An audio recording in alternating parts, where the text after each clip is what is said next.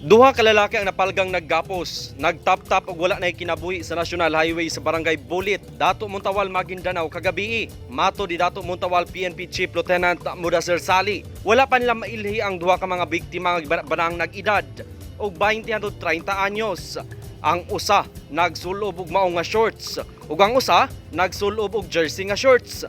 Matod niya nga posibleng dili taga Dato Montawal ang biktima ug dito lang kini gilabay. Matod ni Lieutenant Sali, nakadungog pa ang mga residente og buto sa armas sa wa pa makit-an ang mga biktima. Apan matod pa niya, posibleng napatay na kini ug dito na lang sila gipamusil sa dapit diin gibiyaan ang mga lawas. Nakaangkon og mga samad sa bala ang ulo ug nawong ug ubang bahin sa lawas sa biktima.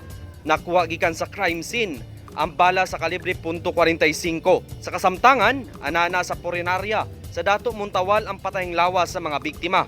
Nanawagan si Lieutenant Sali sa mga nawadan og paryente nga palihog kuntaka ang ilahang buhatan. Samtang dito sa lungsod sa Dato Udin Sinsuat sa probinsya sa Maguindanao, usa ka Sri Lanka national ang gipusil patay bandang 1:35 kagahapon sa hapon. Giila ni Police Station 1 Commander Police Captain Kenneth Rosales ang biktima nga si Mohamed Raifad Mohamed Siddiq, 46 anyos, negosyante nga taga Sri Lanka nga kasamtang nagpuyo sa Simba SPDA, Dato Udin Sinsuat, Maguindanao. Ang pagpamusil na hitabo sa Barangay Mother Poblacion, Dakbayan sa Cotabato, mga 1:45 sa hapon. Matod ni Rosales nga usa ka wala pa mailing lalaki nga suspect ang niduol sa biktima samtang nikanaog kini sa iyang minivan ug gipusil. Naigo siya sa ulo ug makaduha sa dughan gamit ang kalibre .45 nga pistola. Kung atong lantawon sa datos sa Bureau of Immigration, sagad sa mga Sri Lanka o Pakistani national nga anaa sa nasod nagnegosyo og kwarta kung 5-6.